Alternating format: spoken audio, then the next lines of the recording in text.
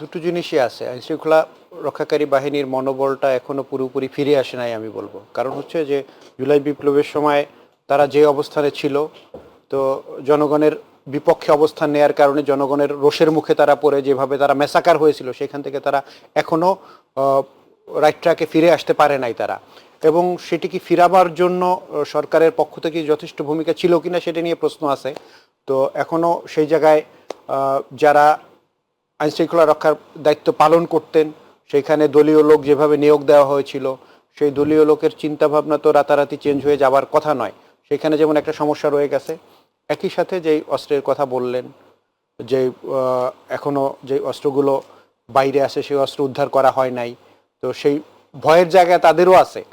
আর একটা জায়গা হচ্ছে যে আমরা যেটা বলি যে সহিংসতা, সারা দেশে যে সহিংসতা নিয়ন্ত্রণ করতে পারছে না এই আইনশৃঙ্খলা রক্ষাকারী বাহিনী, তো সেটি তো কারণ কি না করতে পারার কিছু কারণ রয়েছে। আপনি দেখুন যে আজকে আমরা যেই ওসমান হাদি হত্যার কথা বললাম, মুসাব্বির হত্যার কথা বললাম, এটা আলোচনায় আসলো। ওসমান হাদি যেভাবে আসছে, আমরা যে নির্বাচনী সহিংসতা, যে নির্বাচন ঘোষণা করবার পরে মনোনয়নপত্র জমার শুরু থেকে এ পর্যন্ত কতজন লোক মারা গেছে সব কি হিসাব আমাদের কাছে আছে?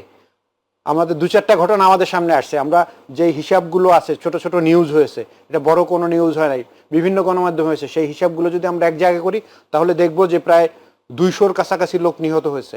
এর ভিতরে একটি রাজনৈতিক দলের অন্তর্দ্বন্দ্বের কারণে প্রায় শতাধিক লোক নিহত হয়েছে। সেগুলো কি আসছে মানুষের কাছে? এগুলো কি নির্বাচনী সহিংসতা নয়? তো এই নির্বাচন সুষ্ঠু করবার জন্য সেইখানে একটি সুষ্ঠু পরিবেশ প্রতিষ্ঠা করা কি সরকার এই প্রশাসনের দায়িত্ব নয়? তো সেটি যদি নিশ্চিত করতে না পারে, তাদের জীবনের, আমার জীবনের যেরকম দাম তাদের কাছে, তাদের সন্তানদের কাছে ওই জীবনটারও একই রকমের মূল্য। সুতরাং তাদের জীবনের নিরাপত্তা কে দেবে? সেই নিরাপত্তা কি দিতে পারতেছে সরকার? সেই নিরাপত্তা দিতে পারতেছে না প্রশাসন। আর সেই নিরাপত্তার জন্য আমার মনে হয় যে যে রাজনৈতিক ক্রিয়াশীল যে রাজনৈতিক দলগুলো রয়েছে, সরকারের সাথে সাথে তাদেরও তো কিছু দায় রয়েছে। তো সেইখানে একটি বড় দলের পক্ষ থেকে বলা হয়, যখন বলা হয় যে আপনাদের এই অন্তর্দ্বন্দ্বে এ ধরনের লোক মারা যাচ্ছে, সহিংসতা তৈরি হচ্ছে, তখন তাদের পক্ষ থেকে একটা উত্তর আসে কি, দেখুন যে এত বড় দল, এগুলো সব নিয়ন্ত্রণ করা যায় না, এরকম কিছু ঘটনা ঘটবেই।